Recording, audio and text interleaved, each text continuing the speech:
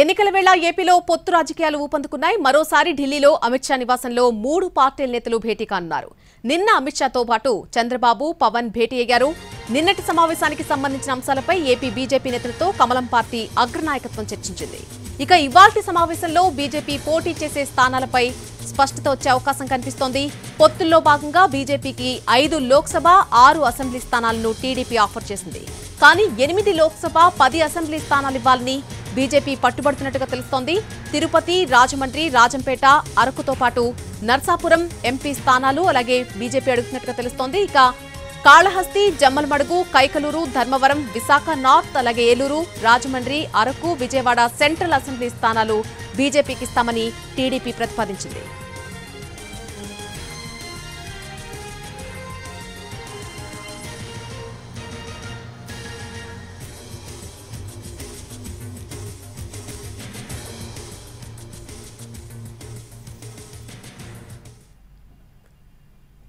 ఎన్నికల వేళ ఏపీలో పొత్తు రాజకీయాలు ఊపందుకున్నాయి. మరోసారి ఢిల్లీలో అమిత్ షా నివాసంలో 3 పార్టీల నేతలు కూడా భేటీ కాబోతున్నారు. నిన్న అమిత్ షాతో చంద్రబాబు, పవన్ కళ్యాణ్ భేటీ అయ్యారు. నిన్నటి సమావేశానికి సంబంధించినటువంటి అంశాలపై ఏపీ బీజేపీ నేతలతో కమలం పార్టీ అగ్రనాయకత్వం ఇప్పటికే చర్చించింది. ఇక ఇవాల్టి సమావేశంలో బీజేపీ పోటీ చేసే స్థానాలపై స్పష్టత వచ్చే అవకాశం ఉంది. పొత్తులో భాగంగా బీజేపీకి 5 లోక్సభ సీట్లు అలాగే 6 అసెంబ్లీ స్థానాలను టీడీపీ ఆఫర్ చేసినట్టుగా తెలుస్తోంది. కానీ 8 లోక్సభ అలాగే 10 అసెంబ్లీ స్థానాలు ఇవ్వాలని బీజేపీ పట్టుబడుతున్నట్టుగా తెలుస్తోంది. తిరుపతి, రాజమండ్రి, రాజంపేట, అరకుతో పాటు నర్సాపురం ఎంపీ స్థానాలు బీజేపీ అడుగుతున్నట్టుగా తెలుస్తోంది. ఇక Kalahasti, Jammalamadugu, Kaikaluru, Dharmavaram, Visakha north, Eluru, Rajahmundry, Araku, Vijayawada central assembly స్థానాలు బీజేపీకి ఇస్తామని టీడీపీ ప్రతిపాదించింది.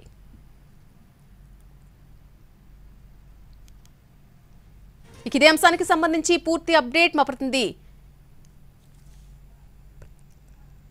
ప్రసాద్ ఢిల్లీ నుంచి అందిస్తారు. Prasad, over to you.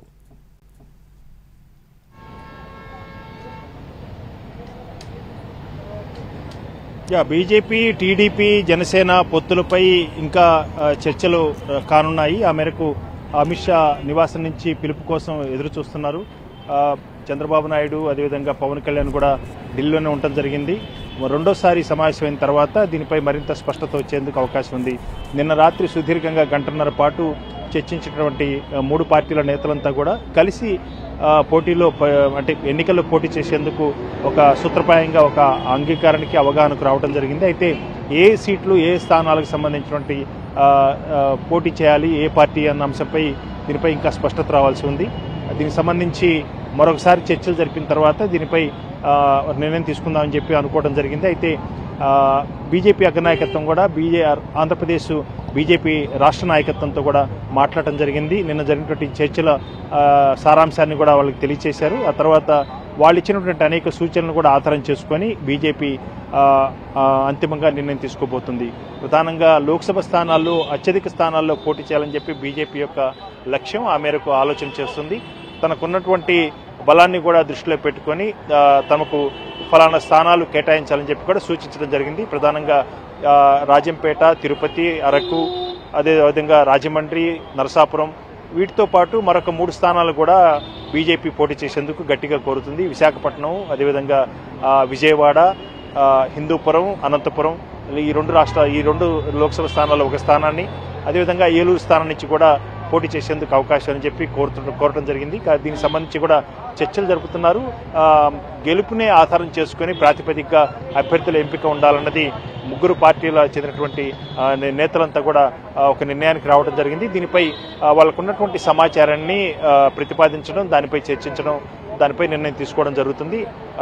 కేవలం మరొకసారి సమావేశమయ్యేందుకు అమిత్ షా ముందస్తుగానే షెడ్యూల్ ప్రకారం ఆయనకు కొన్ని అధికారికమైనటువంటి కార్యక్రమాలు ఉండటం వల్ల వెంటనే పిలవలేకపోవడం జరిగింది. అందుకని చంద్రబాబు నాయుడు ఎదురు చూస్తున్నారు. అమిత్ షా నివాసం నుంచి ఫోన్ వస్తుందని. ఫోన్ రాగానే వెంటనే సమావేశం జరుగుతుంది. అంతిమంగా కూడా నిర్ణయం చేయడం జరుగుతుంది. అధికారికంగా కూడా తెలుగుదేశం పార్టీ నేత, రాజ్యసభ ఎంపీ కనకమేడల రవీంద్ర కుమార్ కూడా సూత్రప్రాయంగా కలిసి పనిచేసేందుకు ఒక నిర్ణయం తీసుకున్నాము. ఇక అభ్యర్థులపైన, స్థానాలపైనే ఒక నిర్ణయం తీసుకోవాల్సి ఉందన్న అంశాన్ని కూడా అధికారికంగా కూడా చెప్పడం జరిగింది. కాబట్టి పొత్తు ఖరారైంది. సూత్రప్రాయంగా కలిసి పనిచేసేందుకు నిర్ణయం తీసుకోవడం జరిగింది. ఇక ఏ స్థానాల్లో ఎవరు పోటీ చేయాలన్న అంశంపైనే తుది నిర్ణయం తీసుకోవాల్సి ఉంది. బీజేపీ పరిస్థితి ఈ రకంగా ఉండగా జనసేన మాత్రం మచిలీపట్నం, అనకాపల్లి, కాకినాడ లోక్సభ స్థానాల్లో పోటీ చేసేందుకు కూడా ఒక అంగీకారం, ఒక అవగాహన కుదిరినట్టుగా తెలుస్తుంది. ఇక మిగిలిన స్థానాల్లో టీడీపీ పోటీ చేయబోతుంది. ఈ రకంగా భారతీయ జనతా పార్టీ అధిక లోక్సభ స్థానాల్లో పోటీ చేయాలన్నదే ఒక ఉద్దేశంగా ఉంది. 8 స్థానాలు అడుగుతుండగా ప్రస్తుతానికి మాత్రం 5 లోక్సభ స్థానాలకు మాత్రం ఏకాభిప్రాయం కుదిరింది. మిగిలిన స్థానాలపై రెండోసారి జరగబోయే సమావేశంలో నిర్ణయం తీసుకోవడం జరుగుతుంది. 10 నుంచి 12 అసెంబ్లీ స్థానాల్లో బీజేపీ పోటీ చేసేందుకు కూడా నిర్ణయం తీసుకోవడం జరిగింది. ఈ రకంగా జనసేన, బీజేపీ, టీడీపీ 3 పార్టీల నేతలంతా కూడా కలిసి మరొకసారి సమావేశమై నిర్ణయం తీసుకుంటారు అంతిమంగా.